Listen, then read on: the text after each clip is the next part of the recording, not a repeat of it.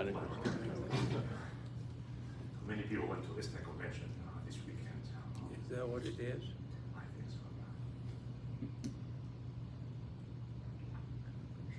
Actually, on Friday it was interesting that many people actually were on their way to the convention in South, and they stopped by here to pray Jumu'ah, Yeah.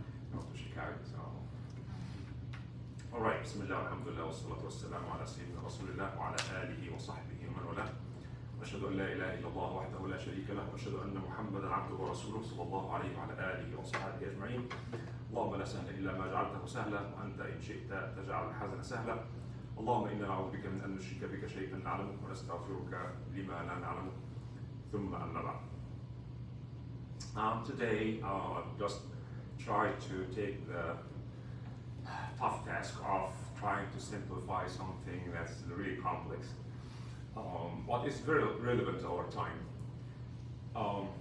Questions come all the time about what will happen to the people who are not believers. What about those who are not Muslims? What is the fate of those who die in a state that does not, state of polytheism, for example? How about those good people around us who have never heard about Islam and Muslims? What will happen to them? This question comes up all the time because there are so many good, sincere, honest, helpful people who are not Muslims. So how do we see the world around us? Very significant to know how does Islam want us to see the others.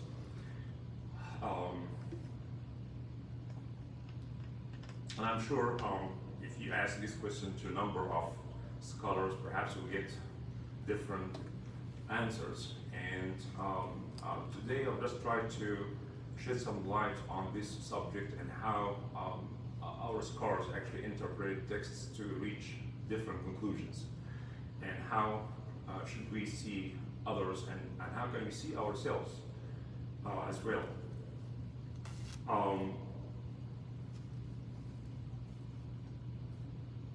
How about those who came between prophets, known as Ahlul Fatra? There are 600 years between Jesus and Muhammad sallallahu alaihi wasallam. Many people lived and died in this time, and they haven't seen any prophet. They heard about Musa and Isa, but did not reach the time of Muhammad, and they died in between, known as Ahlul Fatra. Fatra means the period in which there was no message sent. What will happen to them? So this became a theological question, and our theologians actually talked about this, and they developed, as usual, various opinions. The question becomes, would Allah subhanahu wa ta'ala, the most just and fair, hold people accountable on the day of judgment based on their ability of understanding what's right and what's wrong, or based on God's revelation that comes through a messenger? Do we have to have a sharia and a prophet who comes and says, okay, this is halal, this is haram, this is ethical, this is unethical, this is good, and this is evil? And then people will be held accountable? Or, since we are able to distinguish between what's good and evil on our own, everybody knows stealing is bad, evil, all right? Even cats, animals, when they steal and just run because they know they're doing something wrong. But when you give them the food, they'll come next to you and eat next to you, right? So it is part of our inner nature, or fitra, that we can distinguish between what's good and what's evil. So would this be good enough for us to stand a trial before God? I'm speaking legal language now because Sharifa just walked in. So can a person stand a trial without receiving a prophet based on our intellectual ability and our inner nature? That's something that instilled in us that we know what is right and what's wrong. This became a big philosophical discussion among Muslim theologians. The Mu'tazila, one of these schools of thought, does not exist anymore, but they did exist, and they contributed significantly to Islamic thoughts. And they are known to be rationalists. They are people of rational thinking. And some accuse them of putting human reasoning ahead of the wahy. And this is another topic altogether. We talk about the relationship between revelation and human intellect. It's a very interesting subject. Perhaps we can talk about it, inshallah, in the future. How much does the wahy allow the aql to work? And what is the space of the aql in the light of the wahy? Where to draw the line? Is it the wahy and then the aql must work within the wahy? Or the aql has more space to understand the wahy based on the human intellect? Yeah. You can see the dynamic of this discussion, and this debate has been there for centuries, and I don't think it will be resolved anytime soon. But back to the point, التحسين والتقبيح العقلي. This is the name of this مسألة. يعني the question of, can human mind distinguish between what's good and what's evil? If the answer is yes, then people will be held accountable based on this human reasoning. If the answer is no, then there must be wahy. This is how the discussion goes. So التحسين والتقبيح العقلي, this also has to do with أصول الفقه when it comes to halal and haram. We'll get to this when we talk about أصول الفقه. But Mu'tazila said yes, العقل is able to distinguish between what's good and what's evil. And therefore, people, when they do wrong, even if there's no prophet around, there's no wahy, there's no sharia, still people are responsible for what they do. They make choices, and they're responsible for the choice they make. Okay? And they quoted a hadith in Sahih Muslim. Rasulullah said that justice will be served on the day of judgment, even between hornless sheep against the horned sheep. So the sheep have like big horns, and they hit these hornless sheep. Then, in the day of judgment, these oppressed sheep will get its right from that sheep with horn. So people are responsible for the choice they make, even if there is no prophet and legal system and ethical system in place. The other opinion, which is perhaps more famous opinion, the majority, Ash'ari, it's another Muslim theological school of thought or madhab. They argued, no, go back to the Quran. Quran clearly says that وَمَا كُنَّا مُعَذِّبِينَ حَتَّى نَبْعَثَ رَسُولًا. Allah says we don't punish until we send a messenger. So punishment, hisab, is not going to happen until a messenger comes. This is the criteria. When a prophet comes, he says, okay, I'm the messenger of God, and people know that he's a true prophet, and he tells them what's right and what's wrong, and introduce Allah's Sharia to them and tell them what's right and what's wrong, and if you do this, you'll be rewarded, if you do this, you'll be punished, and so on. And then people will be held accountable because the hujjah, the proof, is presented to them. Are you following with me so far? Yeah. So that is the second opinion. And they quoted also other textual evidence. Quran also says, رُسُلًا مُبَشِّرِينَ وَمُنذِرِينَ. After talking about number of prophets, Allah says, we send these prophets as mubashirina, giving good news, glad tidings, and warners. They warn people. لِأَلَّا يَكُونَ لِلنَّاسِ عَلَى اللَّهِ حُجَّةٌ بَعْدَ الرُّسُلِ. So that people have no excuse after sending the prophets to them. Which means that when no prophet comes, then people have some excuse. In the hadith of Prophet ﷺ talked about 4 kinds of people that will make their arguments before Allah on the day of judgment. Someone who's deaf, someone who is like foolish or insane, does not have like mental ability, and someone who's extremely old when the prophet comes. And the person died between prophets. So these four people will come and say, Allah, I'm unable to hear. Yeah, the messenger was there, but I couldn't hear him, and there was no sign language back then, and so he has an excuse. And the person who has mental issues will say the same thing. I'm unable to understand.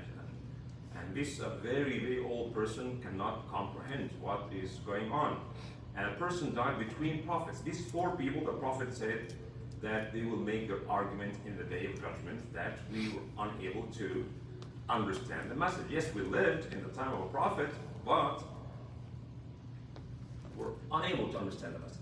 So some narrations suggested that the prophet said, I don't know, some other ulama said that that's not authentic, that it would be said to them, so Allah will tell them that if I order you now to do something, will you do it? He said, yes, of course. So okay, here's the hell, enter the hell. And whoever enters this hell, it will be peace and cool and like a paradise for them. And whoever does not enter it, then it's the sign that he or she is disobedient, therefore will be punished.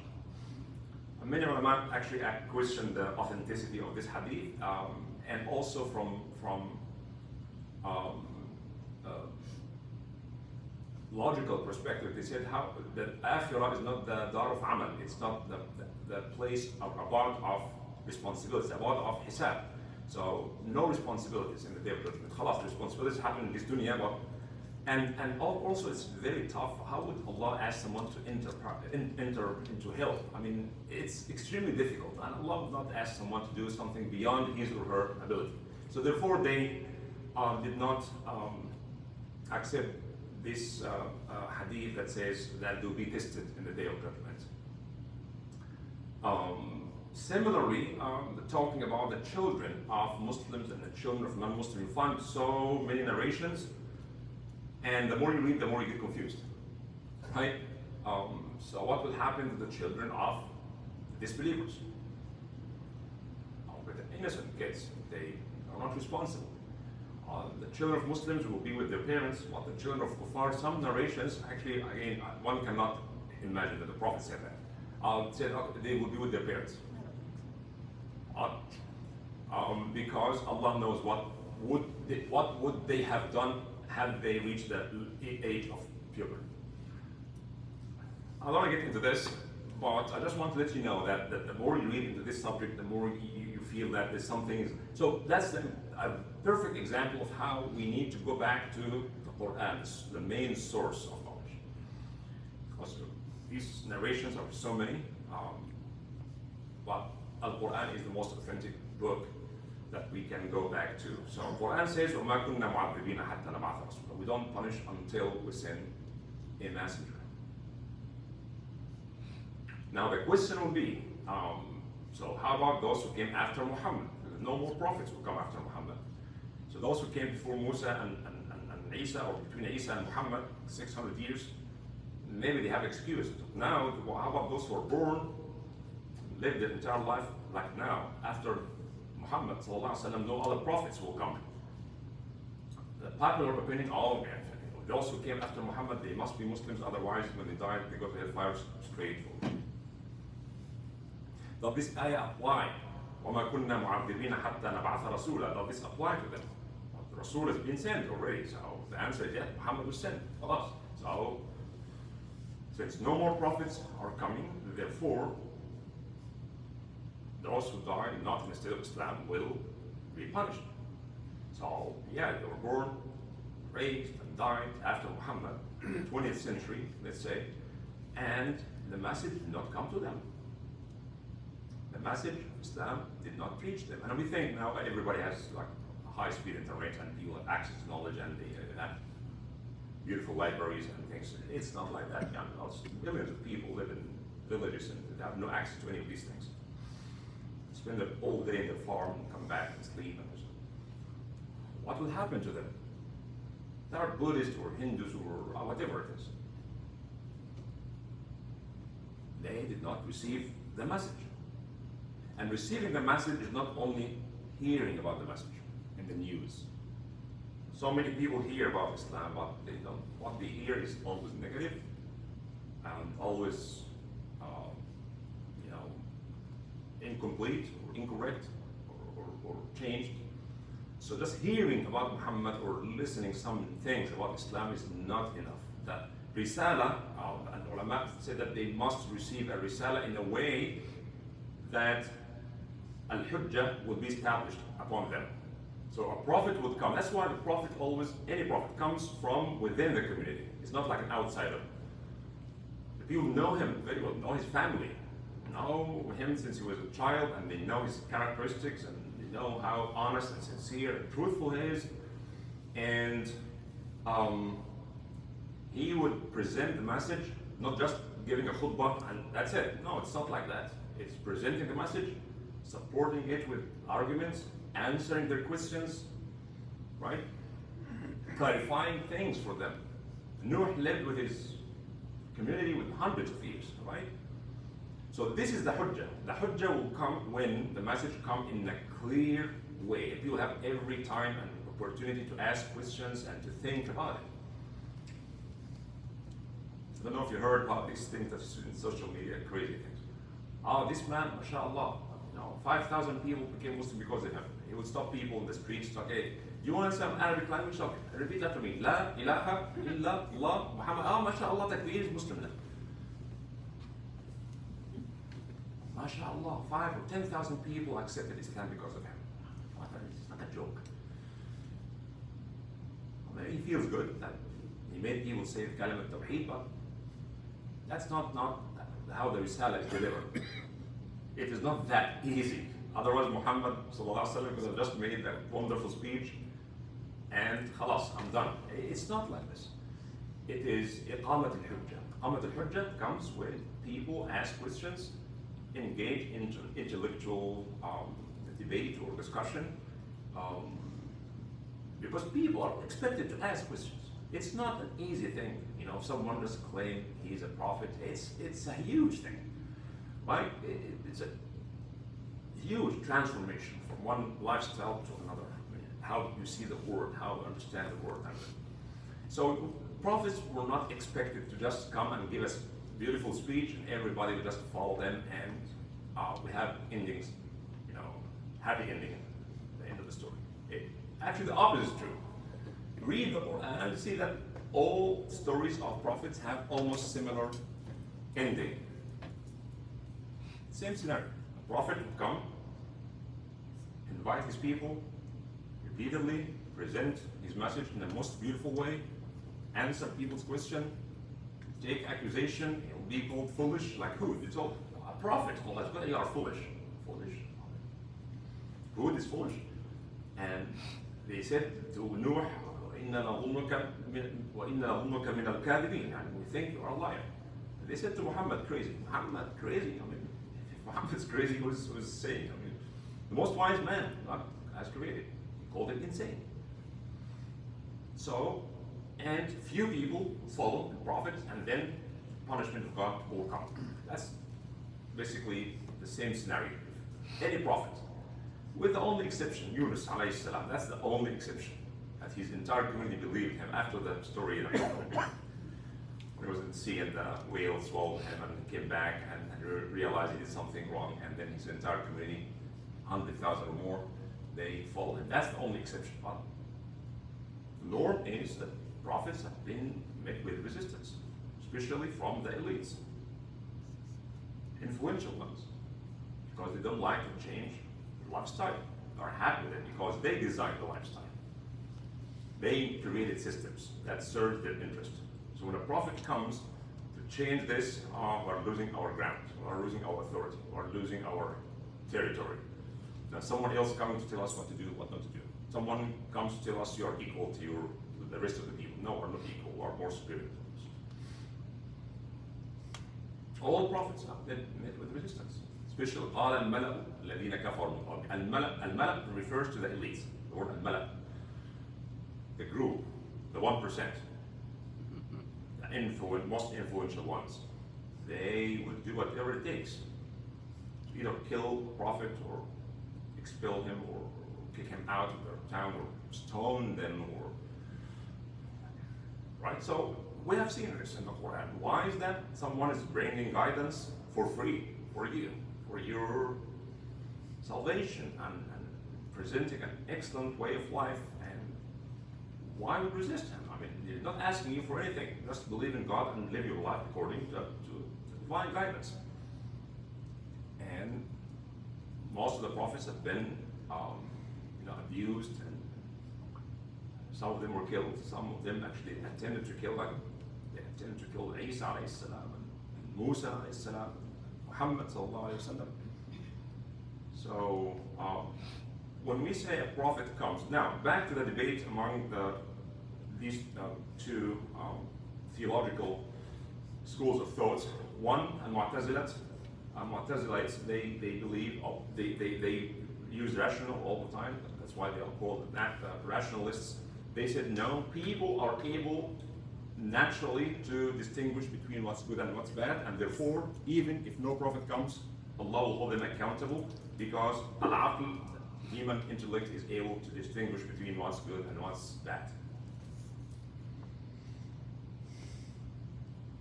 They also argue that it won't be fair for the abusers. That imagine a community that no prophets, and the abusers and the abused will be the same.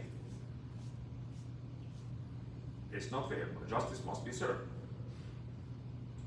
Majority of ulama believe that no punishment until a messenger comes.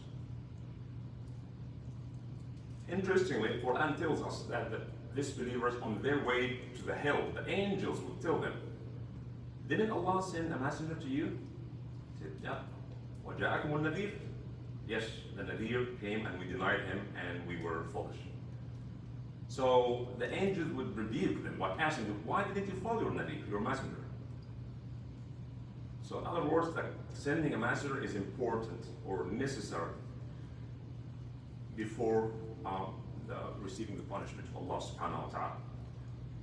Okay, now, how about those who lived, after Muhammad? Again, the ulama said that people who know the truth or heard or studied Islam enough and they decided not to follow it because of their ego, because of their position or family or tribe or whatever, are different from those who did not know anything about Islam. And yes, there are so many people.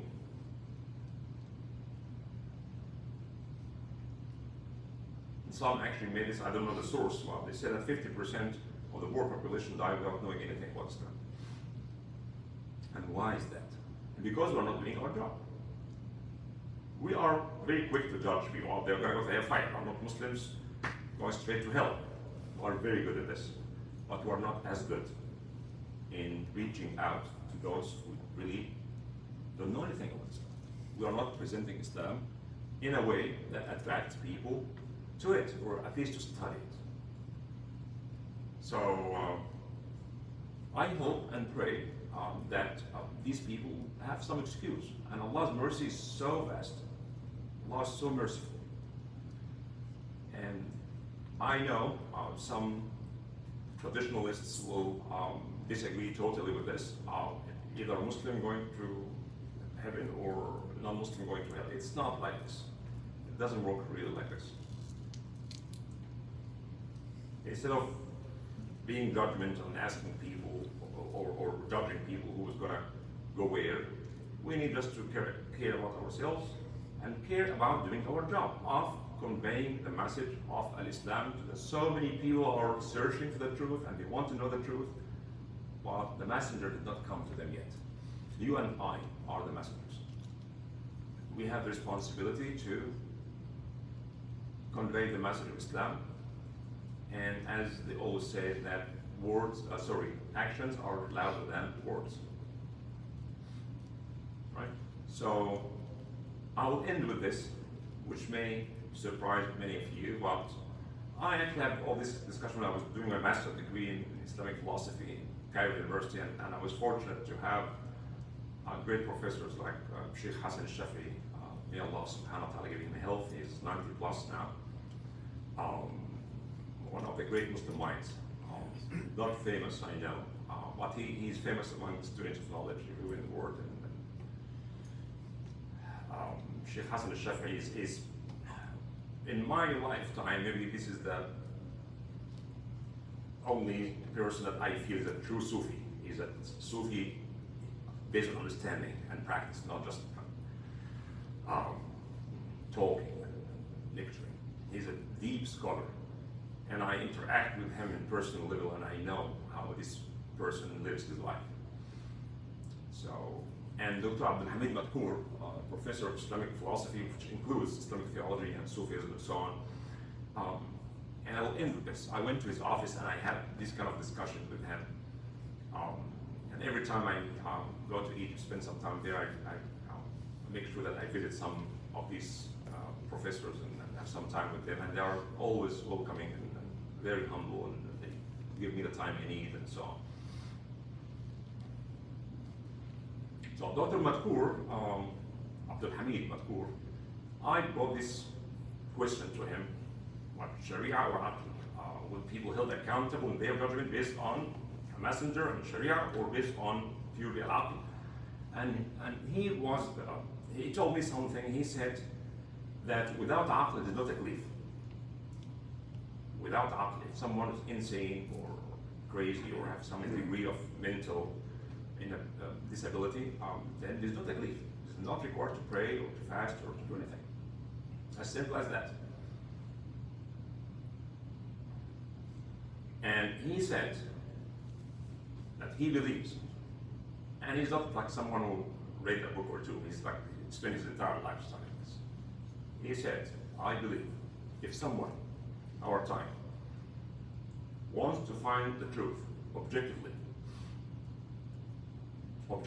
he wants to find the truth, and he studied multiple religions, including Islam, and his research, objective research, led him to, let's say, Christianity, and he tried to be a good Christian, he'll be fine in the day of judgment.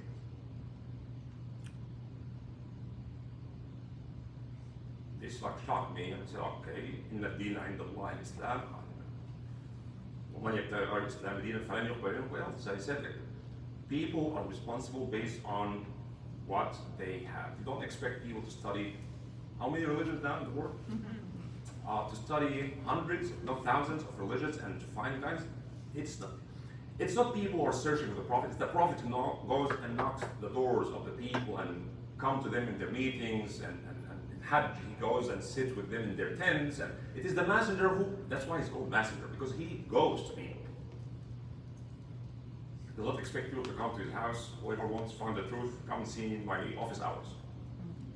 It doesn't work this way. Otherwise it would have been much easier. No, it is the Prophet who reach out to people. Oh, but some people on their own find some. Well, it's the exception, not the norm. Yeah, some people on their own, they did research and became Muslim. Alhamdulillah. But does Islam invite people to spend their entire life studying all kinds of religions to find the true one? No, it didn't work this way in the past. The messengers will come and convey the message and take a lot of heat patiently and answer questions. And don't give up. Right? So, in conclusion, two schools of thoughts about them. Good, sincere people, and nice people. People contribute so much to their communities, but they're not Muslims. So the question is, would they be admitted to Jannah or not? You know, and we see some Muslims are corrupt, evil. So just because to get a title of Muslim, then you go to paradise, and someone did not get that title. How does it work? We don't know exactly how Allah subhanahu wa ta'ala will hold people accountable. We don't know that. That's why all this business of who's going to go where.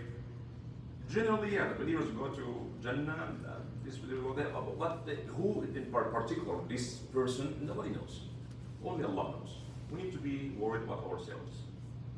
We need to worry about conveying the message of Allah, not judging people.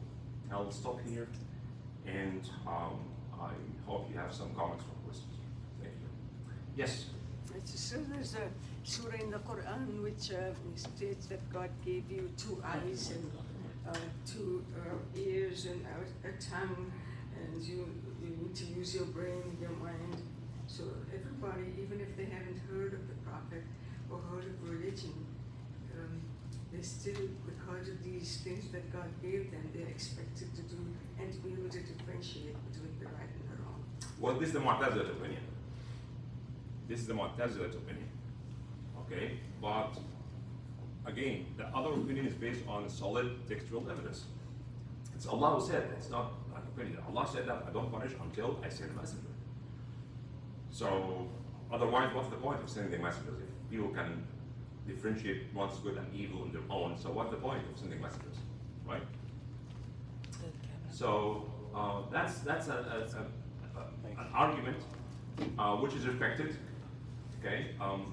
But al-aql and al-wahi is like, exactly, how can we see this rule? We see, we're able to see each other because there's light and there's sharp eyes. One of these two is not enough. If we have sharp eyes and it's totally dark, we won't be able to see. Right? And if it's full of light, but someone's blind, cannot see. Light's not going to help. You need to have these 2 things. So the aql must work in the light of the wahi. So it's nur ala nur. You have the nur of Allah, al-wahi, and the nur of al-aql. When these 2 lights mix together, this is how we know. Yes, we have the ability to differentiate, but your brain is different from my brain. What you think is ethical, I may think unethical, right? So we have to have a point of reference. We have a different way to think. What is the point of reference? Allah subhanahu wa ta'ala. That's actually the ethical evidence of the existence of Allah. Because if Allah does not exist, then there's nothing called ethical values, no ethics. That's why atheists do not consider any act as unethical. Because once you say it's unethical, who made it unethical? You have to have a hierarchy. There must be a point where, okay, it comes from here. They don't consider rape or other like heinous crimes as unethical because, well, because once he knows that once you say it's unethical, so who made it unethical? If there's no God, then there's no ethics. Anybody can do whatever he wants, what he thinks is useful for them. So the point of reference is not aql, because aql have different ways of operating. That's why we have different opinions, right? So we have to have a point of reference, and this point of reference is the criteria, based on which Allah will hold you accountable. I send you a messenger, he conveyed the message to you, you saw the truth, you knew the truth, you decided not to follow it, then you deserve what you get. But if someone like no messenger came, and Quran says, قالوا ربنا لولا أرسلت إلينا رسولا فنتبع آياتك من قبل أن نذل ونخزى. Allah said that if we did not send a message, they would have said that. We did not receive a prophet. So why didn't you send us a prophet like these communities? Would have been believers. But Allah sent prophets and they knew that his prophet knew his message, but they decided not to follow it. That's why they deserve what they did. Assalamu alaikum. Imam, I really appreciate the nuance you give to your presentations because you avoid literalism. So in relation to following the Sharia and how Muslims are so quick to be judgmental, we had an episode after Jummah this last week, and there was this lady visiting from Jordan, and she was very appalled that women were wearing colorful clothes and had toenail polish on, and she felt that this was completely unacceptable and created quite a bit of stir among the ladies and got confrontational, and then she was told to speak to you. So I'm very interested to know what you told her. Actually, thank you so much. Yeah, we're working this. Discussion is not going to go any waste of time. Oh, thank you so much. Inshallah, we'll work on this. Done. Someone is waiting for me in the office. And someone's waiting for me. So what I'm saying is, this is, if you are interested, maybe next week or the week after we can talk about this. This actually is a symptom of a bigger problem that we can call it absence of religious authority. Who has the religious authority in Islam? Who speaks in Islam? Everybody. That's a big problem. We don't have a pope. Yeah, that's true. Okay, so I don't know if this is very good or very bad, because again, once we have this, like, once we're unable to differentiate between who's a scholar, who's not, we'll have all these kind of things. Everybody can claim a scholar. And the first thing she said, the first thing, I don't know, may Allah forgive the sister who called me to talk to her. I was on my way. So now if someone wants to talk to you, so okay, and someone wants to talk to me, then the moment, I'm a da'iyah, and this are a lot of wrong things. You are a da'iyah, she should introduce herself as a da'iyah, so she's giving herself this religious authority. What's da'iyah? What? What's a da'iyah? Da'iyah means like A preacher. one teacher or a preacher, yani. Someone who invites Islam. But we don't realize sometimes instead of inviting, we are pushing people. It's exactly what da'iyah in the other direction. Yeah. That is true. So we have a big, huge problem. In the past, there was no such confusion. People are either alim or jahil, or alim or layman. There's nothing wrong of not being a scholar. I mean, but Islam wants everybody to know, that's okay. I'm a physician or I'm a lawyer. I'm not a scholar. So when a scholar gets sick, he see a doctor, right? And when the doctor needs an answer, then go to a scholar, right? So this specialty was clear. Now, the gap is getting closer and everybody is everybody.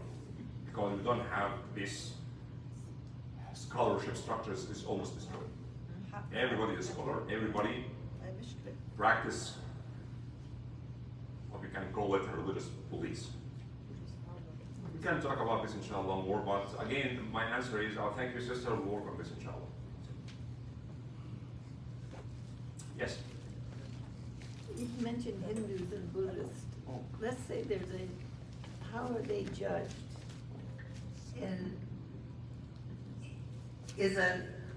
let's say there's two Hindus and one is a wonderful person, tries his best to always be good, and the other is a lousy person who doesn't really So the first care. one will get good information, the other one will get bad information. Okay, just kidding. Well, how are they Microphone. judged? All right, so Can't hear you. nobody can answer this question because judgment, we say in our Fatiha, Malik Yawm al-Din, right? Malik Yawm al-Din means he is the only authority in the day of judgment, just one authority. It's Allah who makes decision, and Alhamdulillah, it is only Allah who makes decision. If the decisions are given to anybody, I mean, we won't be as merciful as God. I'm telling you. Allah said that قُلْ لَوْ أَنْتُمْ تَمْلِكُونَ خَزَائِنَ رَحْمَةِ رَبِّي إِذًا لَأَمْسَكْتُمْ خَشْيَةَ الْإِنفَاقِ. If you have the keys to the inventories of mercy of Allah, you wouldn't have given much of it because you're stingy by nature. Humans are stingy. It doesn't take effort to be stingy. It takes a lot of effort to be generous, right? You need to work on yourself to push yourself to be generous. You don't have to push yourself to be stingy because you are naturally stingy. Kids, raise kids and kids like it's mine, everything is mine, right? And we sometimes act like children. So nobody knows. Okay, so some actually think it's like a wholesale thing. Everybody just one standard, come in. If you are up to the standard, you're good. If not, it's not like one size fits all. Everybody will be judged based on his or her knowledge, intellect, access to information, and so on and so forth. That's why we'll be asked about our knowledge. You will be asked, what did you do with your knowledge? Right? And abilities. Yeah, so you have this knowledge, what did he do? So ignorant people may have some excuse. I have spent my entire life helping my father in the farm. I didn't go to school, I do not know how to read. And there are millions of people. It's like, Sometimes we see the whole world from our lenses, from the lens of our own culture and our experience. That's not true. Many people do not read or write, let alone having access to computers. And how would they be judged? Only Allah knows. People ask me this question now, I tell them, okay, who's going to go where? And then I say, okay, well, I'll be able to answer this when if God gives me the keys of hell and heaven, I can tell you. But until this happens, I don't know. I only pray for my safety and the safety of people I know. But no, it's Allah. We cannot imagine Allah's mercy. And Abdullah bin Mas'ud said, Allah will show mercy and forgiveness in the day of judgment to the point where the devil himself will hope that he will get part of it.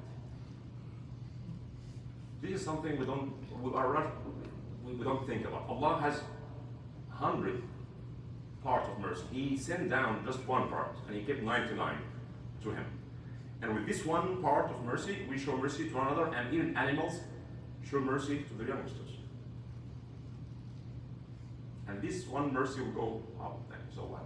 100% of mercy in the day of judgment. But Allah did not create people to torture them, to punish them. Allah does not like to torture people. I don't know why many religious people think that Allah just waiting for any mistake just to get you. If this was the case, then we wouldn't have been alive today. I've been destroyed long ago. But He's so forbearing, forgiving. But the Prophet ﷺ said, no one accepts his excuses than Allah subhanahu wa ta'ala. You know, people have excuses sometimes. If you are an employer and one of the employees come, I'm sorry, I was late at traffic. You know, some people believe, some people don't believe. So it depends on the level of tolerance.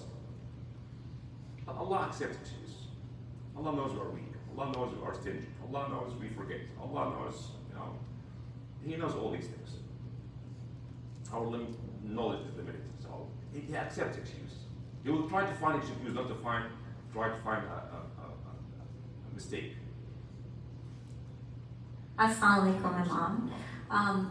My question is, it's a little complex that I feel like Islam was known for its history of allowing disagreement, where historically disagreeing was actually important because it helped us think. So rationalism has always been a part of our tradition, and I feel like the focus kind of went away from that after colonialism and Orientalism came in and kind of stripped us from our intellectual processes. So is that true? There are a lot of truths to this, and this is what we can witness in how our educational institutions are built. How much we spend on research versus how much we spend on soccer games. How much we spend on education versus how much we spend on security and weapons, including here in America. Look at the budget of Pentagon, the budget of schools, and elsewhere. So our educational system is unfortunately based on memorization, indoctrination, not based on critical thinking. You memorize this, the more you memorize, the more you are recognized as a scholar. But when you memorize a book, it does not make you a scholar. It makes you another book, another copy of the book, right?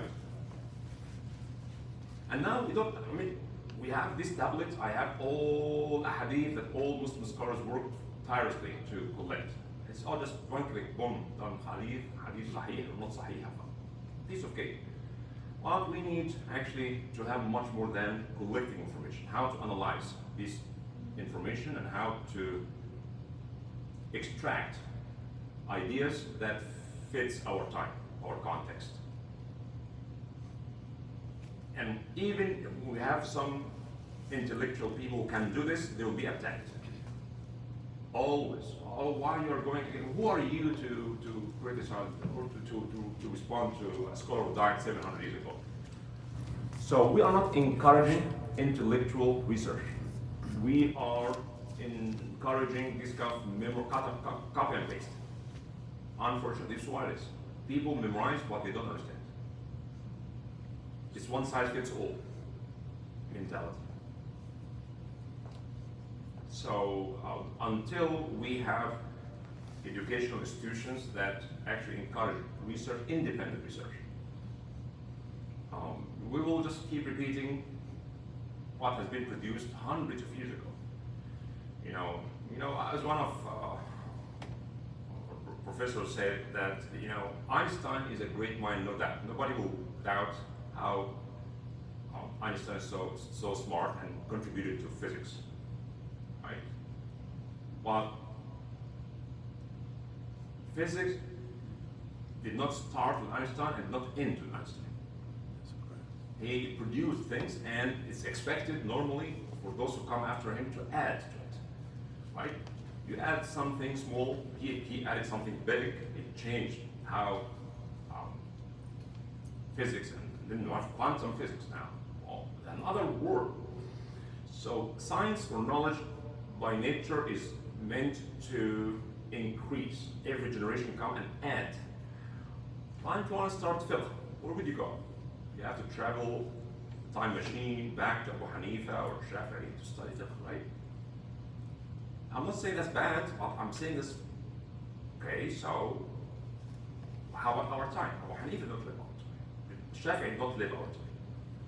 Shafi'i changed his madhab from Iraq to Egypt. He has that old madhab and a new madhab. In his lifetime, we died at age 52. Great genius, but naturally you need to add to what you receive. Not just you receive something, memorize it, and that's it. No, you have to add to it. Otherwise, that will be called stagnation. Yes, please. Alaikum salam. Assalamu alaikum. Thank you. Two things. One is like with the education piece, there are a lot of educational movements that are encouraging kids to experiment and learn and things like that. Sadly, the public school education in our country is so sad, but there are so many charter schools, and like Maumee Valley is a local school who, teaches the love of learning in those young years. So then when we go to college, then in college we learn cognitively how to critically think so people can do what you're talking about. So I don't know how that fits in, but that just felt important to say there is so many people, like the Waldorf education movement is phenomenal with teaching the soul of a child beautifully. There's just a lot of positive stuff too. Right. And kind of what that, and then like, what about love? Like, how much have you loved in your life? Like, as far as this judgment thing that you're talking about. You're talking about me personally, or the message? The message. The message. Okay, so Sure. Let my watch look here.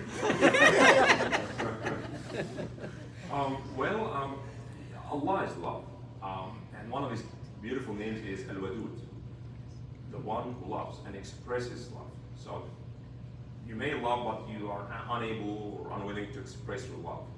But sometimes you love your kids, for example, and you express this love. You hug them, you play with them, you give them gifts, and so on. So that's expression of love. Not only love in your heart, but it becomes an action. So, and because He loved us, He made us exist. Our very existence is the greatest evidence that He loves us. Made us honors and made us superior to everything else in the world, and He subjected everything for us. And He's a Rahman Ar-Rahim, the most merciful. He has more mercy for us than our parents. I remember that I gave a speech once about God's love, and that's an MSA at the University of Michigan. And one of the students came and said, "This is my first time ever in my life to hear some Muslim speakers talk about love." Mm-hmm. We talk so much about punishment, hellfire. We burn the hell. If you do this little thing, if your pants little long or little short, then this is how Allah will. Allah did not send Muhammad to tell us how long our pants should be. But he gave us guidance. Yeah, there are some recommendation and things like that. But that's not the heart of the religion. So the love of anything comes from our love to Allah. We love what Allah loves.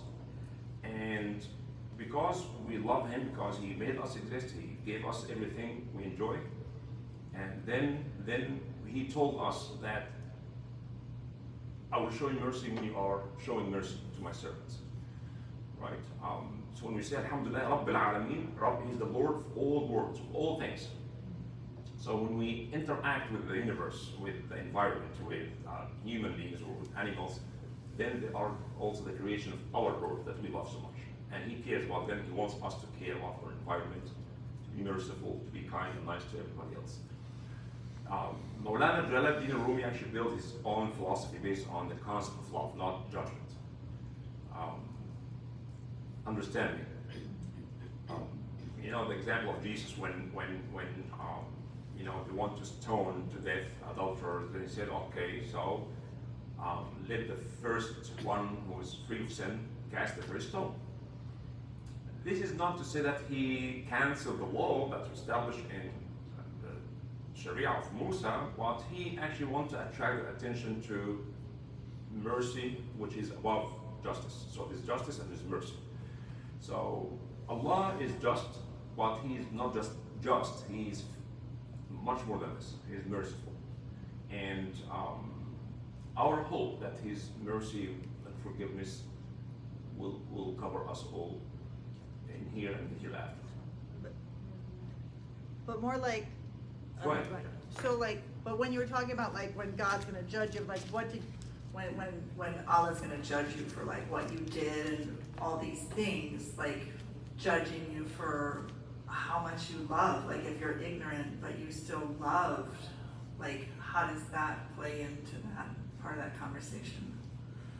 Well, love does not come out of nowhere. It has to come from some sort of understanding, right? We love ourselves, no doubt, right?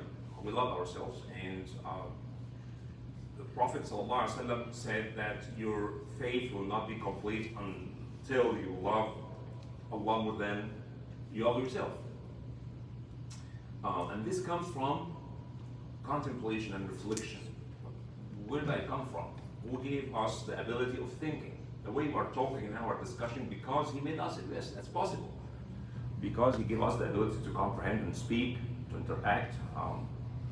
So we love Him because He is the source of all, you know, existence, and He is the source of all what we enjoy. So naturally, that's why I always say that the definition of worship is complete obedience with complete love. It's not just obedience.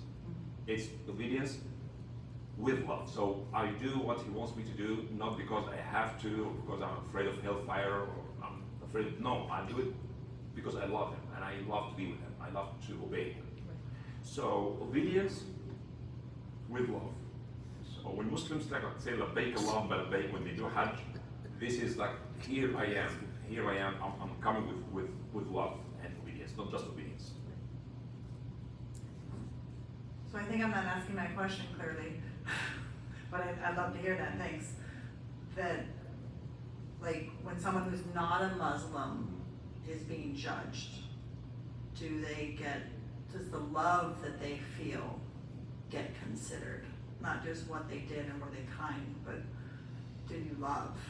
Again, the concept of it's the day of judgment. Everybody has to be judged, because this life is not full of justice. Like it's full of oppression and injustice. So there will be a day when we'll be questioned by God.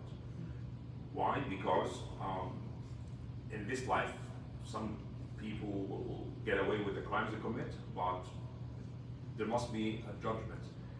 However, since we don't know exactly how every individual will be judged, we cannot generalize and say, okay, this person is going to be good and this person, we don't know.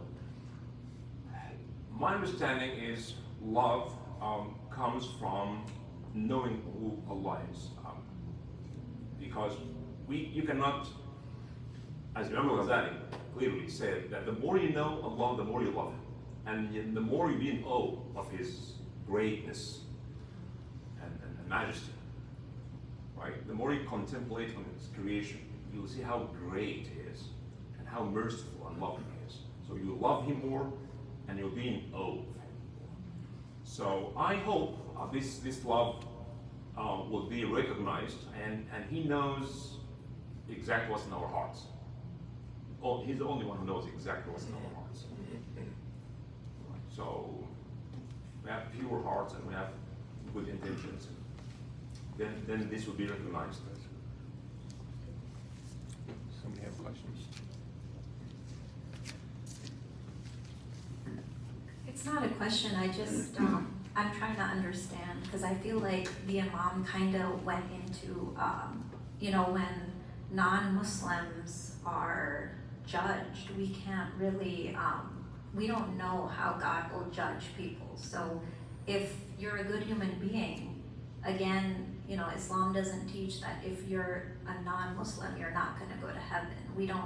I feel like he clarified that. So if you have love and you're a good human being, God will judge you accordingly. It's not whether or not you say, La ilaha illallah Muhammad Rasulullah, right? So again, I don't know if that answers what you were saying. Thanks. I consider myself a Muslim. I'm a Sufi. But it was like, the question was like, if someone's a non-Muslim, how will they be judged? And and I heard you say they'll be judged because of, did they do good or did they do this? And so I was just wondering, is everyone judged because they loved? Because your guy in Egypt said a Christian is the same or something like that. So because a person loves, if they're not Muslim, because they loved, they can still go to heaven. Well, as I said, we don't know exactly. So Right. it's like I say the same thing that I don't know. How would I know? There are many factors that we don't really know about that God will bring it up, and everybody will have his or her own unique situation. Some people are sharp mentally, and others are have mental issues a little bit. So people will be held accountable because life itself is a trial. That's how I understand. So life is a trial, and you will be judged, and then you have eternal life. How would you be judged? Based on emotions, love, contribution, patience, sincerity. There are so many factors. Only God knows how to judge people. Thank you very much for coming, and I hope this open door for more thoughts on the subject, and what we need to talk about this religious authority thing. That's it. You're welcome to join us for some food right now. Yes. Microphone, please. Yeah. Nawal, my sister, Nawal Myers, she made some food to share with people who would like to be there after the prayer. Okay, so the prayer inshallah will be within maybe 12, 13 minutes, and then pray and then go for lunch. Thank you, Dr. Saleh, and thank you, Sister Rashid again. Nawal. Noah, may Allah bless you Thank you. and feed you the food of Jannah inshallah. سبحانك اللهم وبحمدك أشهد أن لا إله إلا أنت نستغفرك ونتوب إليك وصلى الله على سيدنا محمد وعلى آله وأصحابه أجمعين. السلام عليكم ورحمة الله وبركاته.